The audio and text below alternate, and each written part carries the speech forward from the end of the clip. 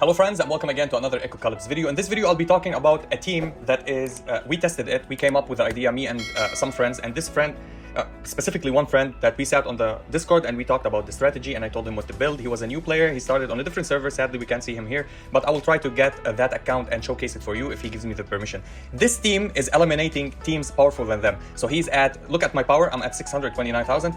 He's at 560,000 power and he's defeating teams at 750 and 600 and so on and so on. So if I go against him, I don't have a chance actually because of the team that we built. This team is perfect and he's a whale, of course. You need to, these characters most of the time, you need to get them to 4 stars and more. 4 stars is the basic line and 7 stars, 6 stars and 7 stars will make them better and better. So what is this team? And this team, is it the new meta? Is it countering the meta? It's definitely countering the meta and there's a lot of units that you can use that will help you counter the meta also. It's shutting down the teams of Rayon and Chiu, and it's impossible. It's really great. And you have a unit already. Everybody have a unit that is kind of like Rayon, but not like Rayon. We'll be talking about it. So let's go to the case and talk about it. I'll be showing you on the screen in the end who are the units and what are the substitutions in the end of the video as a screen. Right now, we'll be talking about them here as we have them. Now, the first unit for this lineup, and there's 2 units or 3 units that you don't want to change. I'll be telling you who. The first unit is the MC character himself or herself. The MC character is not just very important. He's one of the crazy units and it's free to play. This unit is free to play. I am at chapter 35. I have him at 2 stars SSR. 2 stars will unlock a lot of things for him. And we're gonna have him at 7 stars as you progress in the story and unlock more story stages. What does he does? The first skill, which is not the thing that we want to talk about, whatever it is, the first skill is only attacking the corresponding position. It means in front of him, and those near it means right, left, and back row. And he will deal magic damage. It's not the biggest, it's not the best, but it's good for what he does. That's a damage skill. Now, what does he? Where he shines is 2 skills: his passive and his ultimate or his super. What does he do? He stuns the target. He deals damage to the enemies, and he stuns the target in front of him for 1 round. Perfect. It starts at 3%, 30%, and it grows up and up and up. And if we max him, there's 60% chance to stun. And for every dead enemy on the lineup, it will increase the stun by 6%, up to 30% can go more because they will be dead. So you can't kill another one and get more increases because the fight will be over. Absolutely crazy. Now, why I'm saying he's a pseudo tank? He's a control offense and defense. What's the defense about it? It's because he gains conceal. And when he goes below 30%, he gains conceal for 1 round, can't be hit by enemies' attacks. What does mean enemy attack? It means their super and their skill. He can't be hit by them. Plus, he can have a chance for 2 rounds to gain control immunity. And this you can level it up. Always you can level all of your passive. Mine is 4. Is he 4 star? No, it's because of the augment tier. So if the augmentation is at level 6, you're gonna have it at 40%, and it's awesome actually. It's really awesome. And 30% of course to gain the control immunity for 2 rounds. This will get to 30%, no more than 30%. Perfect unit, and he gains stun. Now, why am I talking about stun? What synergy am I talking about? I'm talking about the control stun. It's a control team. You stun lock, freeze, and silence, and damage reduction, and debuff, and do many things, and shield yourself, and buff yourself, crit damage, and you don't die to burst. The most important thing, this team doesn't die to burst. This team is so tanky that it doesn't die to burst and deals damage. Everybody deals damage on this lineup.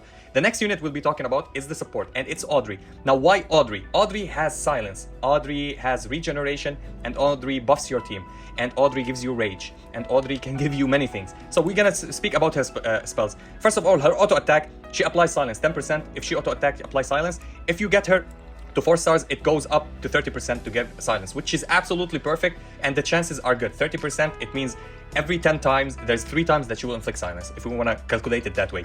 Her super, she gives regen to the backline allies for 2 rounds. 60% chance to add rage to all the targets that she healed. It means they can go and get 2 rage. If they auto-attack, they get 2 rage. If she gives them 2 rage, that's an ultimate. If we get her to 7 stars, not only that she gets 100%, she will give them rage, increase the crit rate with the highest attack by 40%. So the crit rate of the highest attack of your units in the healing, the ones that in the backline, this is why you need to play the DPS in the backline, will get 40% crit rate for 2 rounds. The HP of the back row with the less than 50% will be restored up to 50% again, but doesn't exceed the 1000%. So if it's at 1% HP, she will heal them back to 50%, but if it reaches 1000% and stops, it will stop at like 41, 42, 45, something like that percent of their HP, which is absolutely crazy. It means almost a revive on your lineup. And the thing about our leader and what I was talking about it, the MC, is in his passive, he's just like Xiu. If you're playing Xiu, she revives herself. No, he gains conceal. It means he can't be targeted. And better than Xiu, he can attack. While Xiu, when she dies, she revives, she missed her turn immediately. I just wanted to say that before we forget. That was her ultimate. Now her passive, which is absolutely insane. So she starts with full rage and she starts immediately healing the backline and giving them regeneration, energy regeneration. When her HP, just like the leader, falls for the first time under 40%, she increases all allies attack by 15% for 2 rounds. It means if you're playing Kiki and you have the MC and Audrey on the same lineup and she hit them, let's say, or anybody, Aiken, they start with Aiken, and she drops below 40% and he drops below some certain percent of HP, he will gain conceal, she will buff everybody's attack, you can start and annihilate the team. This is why it's an anti-burst team and they will not die. I will tell you why, because if they drop these and how the shielding mechanic will work. Now, if you get her to tier 6, it will be under 50% and 20% attack, which is great. And tier 6, as we said, it's the augmentation, which is, as you see, I'm free to play, it's at level 4. When I reach level 60 on my account, she can go to tier 6. Now, who's the next unit on our lineup? And people will hate that. Many people are hating that, and this is what we're playing. We're actually destroying the meta teams with these lineups. And I will be talking about this unit, and it could be replaceable, by the way. And it's Nightingale. Now, why Nightingale? She's a control AoE as well. Why is Nightingale important? Nightingale is one character that is absolutely crazy. Now, her auto attack, this is what happens. She deals damage to the highest attack enemy in front of you and reduces their crit rate by 15%. So it shut down some crit. And this one goes up to eliminate 35% of their crit rate if you get her to 4 stars. Perfect. That's a great synergy, actually. That's a great thing. So it's more defensive if she auto attacks somebody, which gives you the time and space to do something.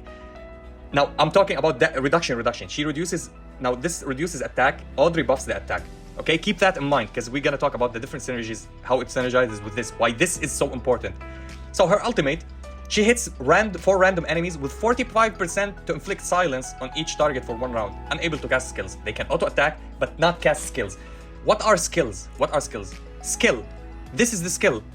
The auto attacks and the ultimate. There's no other skill. So they can go and hit you with no using the skill. So if they auto attack, they will hit only with no skills. She will shut down the skills. Like a stun, but they can still hit. Now, when we improve it to level 7, I'm gonna talk, all of them can be unlocked at level 4 or at 5 stars. But at 7 stars, we're gonna speak about them maxed, okay? And this lineup works with 0 stars as well. It also works together. But at 7 star, it's the full potential. So what does she do? Every 10 HP reduced from the enemy is increasing the silence chances by 10%. So, and she hits by 70%. So if 3 units have 10% off, that's 100% silence on the 4 units. That's insane. And she applies Requiem to all allies for 2 rounds. Requiem is something that it's good and bad at the same time. This is why I'm telling you Nightingale sometimes can be removed from this lineup or can be here.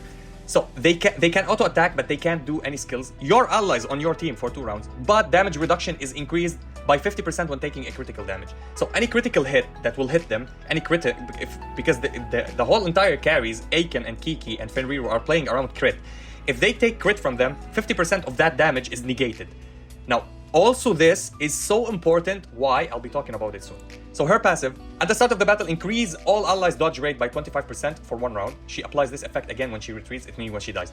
Now, why is this important? Again, I told you about anti-burst teams. This is an anti-burst functionality. Some units with 25% will dodge the entire attack, which is also defensive. Because this lineup doesn't deal the insane damage that you think, because I'll be showing you the next units. They deal decent damage. Actually, their damage is very good. Not average, but very good, but not excellent. Excellent is Fenrir, excellent is Aiken, excellent is Frentiva, excellent is Frentina, sorry. Excellent is somebody like Kiki at the start if you didn't slap her, but Kiki is mediocre, so we'll talk about her later.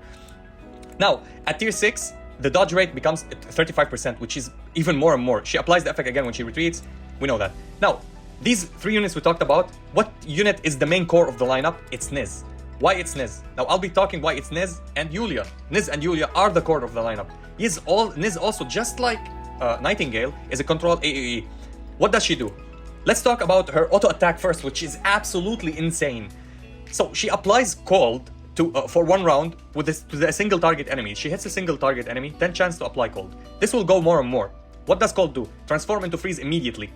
When she apply cold, they get frozen. And every time she applies cold for them, so if they have 1 stack of cold, and the next time she apply a stack of cold, they get frozen. But if they have 1 stack of cold and she didn't apply a stack of cold of them, in the next auto attack, let's say, and this they will not get frozen. That's the basic gist of it. And it goes up to 30% to apply it. Perfect. What happens on her ultimate? So her ultimate, she deals damage to the enemy in the corresponding position and surrounding enemies with a 30% chance to apply cold to each target for the entire battle. The entire battle, all of them will have 1 stack of cold with her ultimate. Now, what does meaning corresponding enemies? It means you should play her in the middle back row. Why in the middle back row? Because you want all the buffs and all of the heals from your Audrey on her so she can continuously apply her AoE damage. What does she do with her AoE? What does surrounding means? It means she's facing somebody in the middle, she hit them, and the one behind them, to the left of them, and to the right of them will get the same effects and get hit by the damage, which is crazy. If we get to 7 stars, there's a 60% chance it goes to apply the cold. She reduces the target damage bonus by 20%, which is the most important thing. Now I will talk about how you shut down another. They will deal 0 damage to you by the end of the lineup when I explain it all. 20%, reduce the damage by 20% for 2 rounds. She deals additional true damage to 300% of her attack to shields. Anyone that has shield, she will negate shield. If they have shields, she will remove the shields. She will absolutely trash the shield comp. If there's a shield meta, if you're playing shield, she will remove the shields with that. There's a 20%. She deals additional true damage to 300% as true damage. True damage to the ones that has shield. Absolutely crazy. Now her passive. Her rage is full at the start of the battle, and other than that, when an enemy dies, she recovers 20% of max HP, up to 600% of her attack. It means she self-sustain when somebody dies on the battlefield. Boom, if she's low HP, she healed. This is how sustaining and good this team is. Now, who's the best friend of her? Again, it's Yulia. Yulia is another core lineup, and she's the main protagonist of this team, if you can say. Yulia is a tank, and she's not a control unit, a tank shielding unit. She gives shield, plus she self-sustain because she heals herself. You can say life steal or regen, indefinite on her. So what does her auto attack does? She deals damage, restores 5% of her max HP to a single enemy. Every time she does her skill, she restores 5% of her max HP, up to 10% at 4 stars. Absolutely crazy. Look at her kit now, and why it is important. Deal damage to the target in front of her and surrounding enemies. This is why you play her in the middle. It's so important to play her in the middle of your lineup, okay? It's so super important to play her in the middle, in the front line.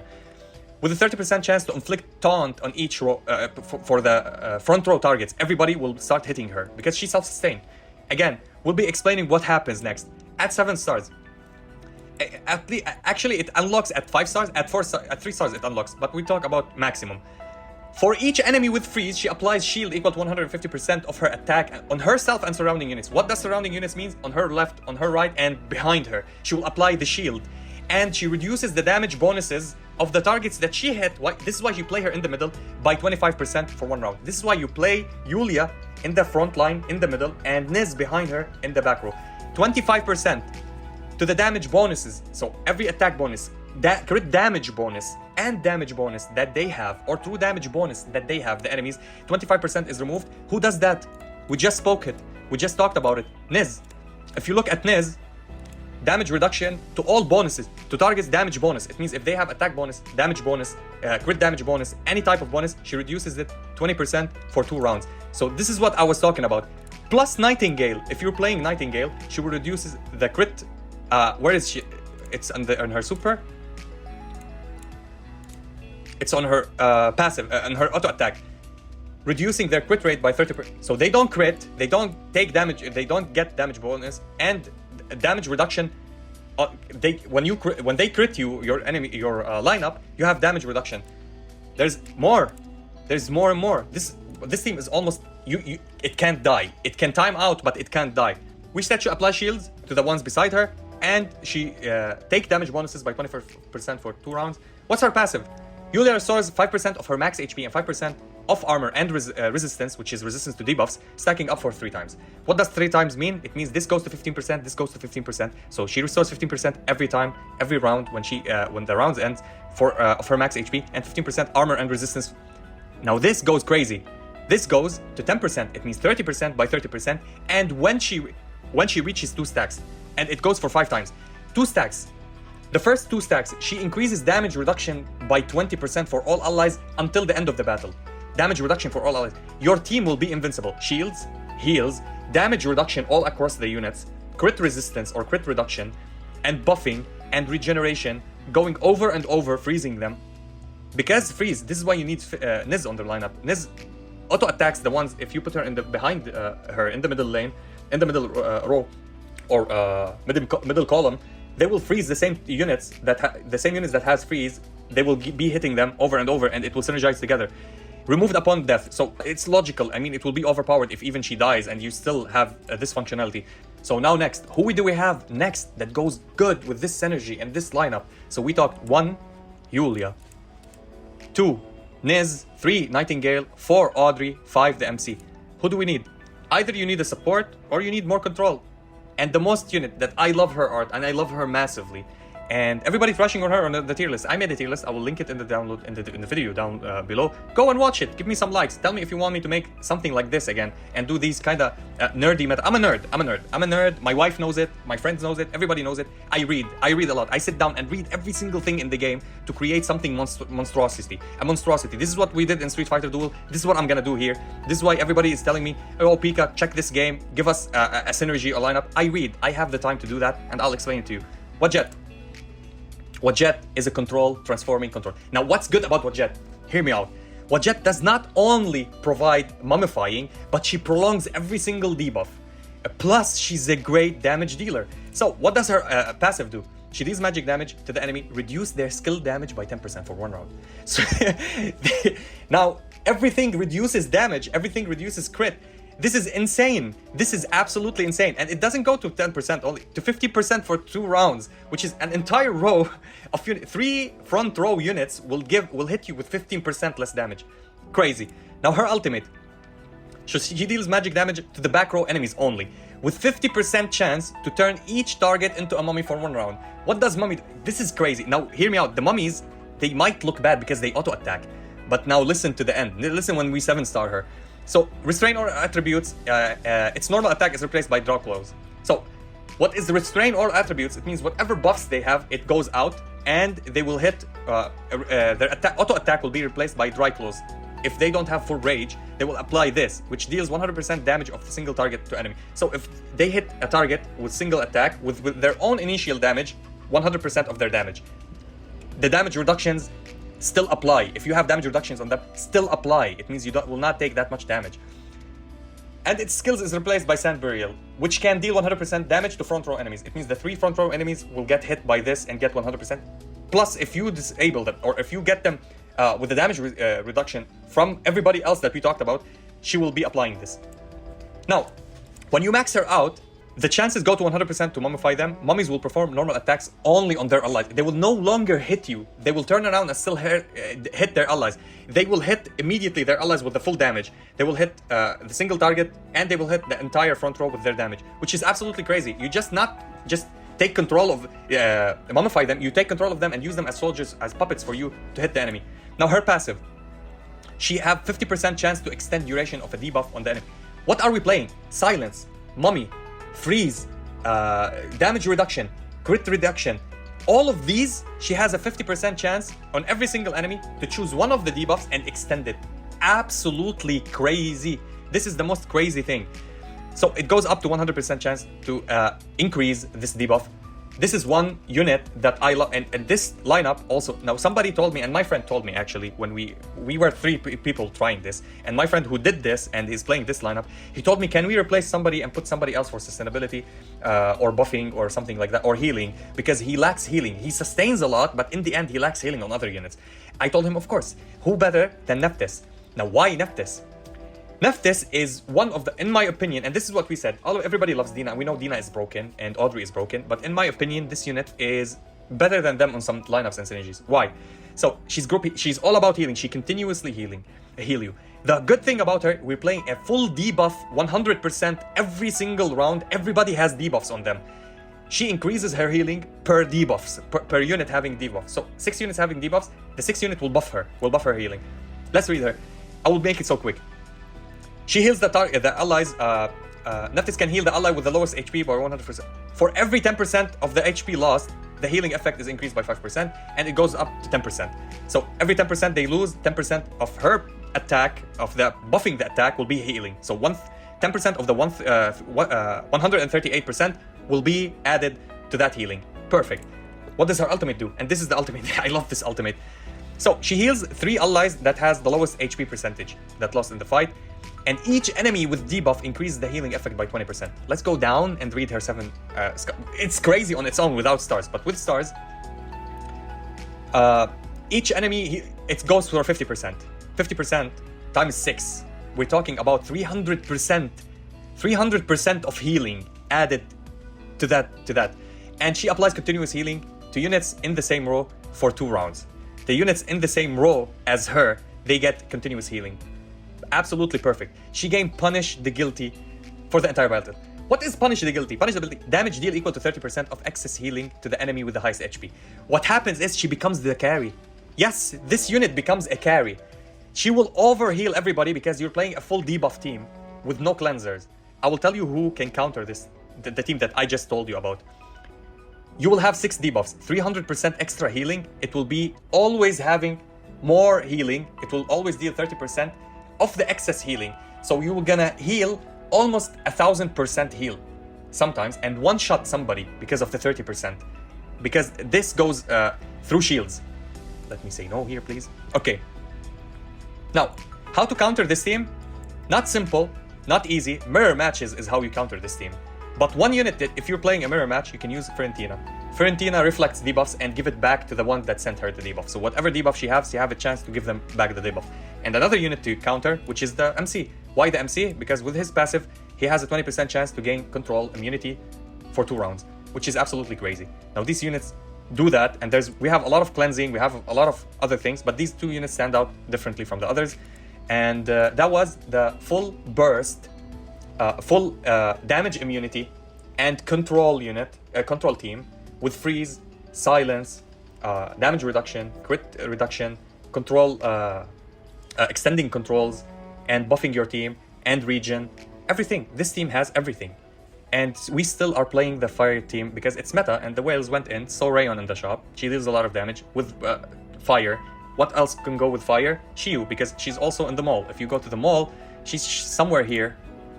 I don't have these because I didn't buy anything. I'm still free to play, and I will continue saying free to play. So everybody bought her. She was there. Her skin was there. So they paired them up, and they work actually together perfectly. And they used Fiorentina, and we know we get her as free to play, all of everybody, and they went for them, and it was the meta. It's the current meta right now. But this team breaks it. On another server, this my friend, everybody now is copying him. They are not playing the fire team. They are playing this team that we created on Discord over 1 hour in a night. And tell me about it. Go try it. If you wailed for this game and you have these units, try them. Let me know how good they are. And yeah, I'll hopefully come up with another team that we built also, which also defeats this team and the fire team. They are all equal together, but this team stand out the most because you can stun lock them indefinitely. And if you enjoyed this video, please like and subscribe. If you didn't, I thank you for watching. And as always, stay frosty. Peace.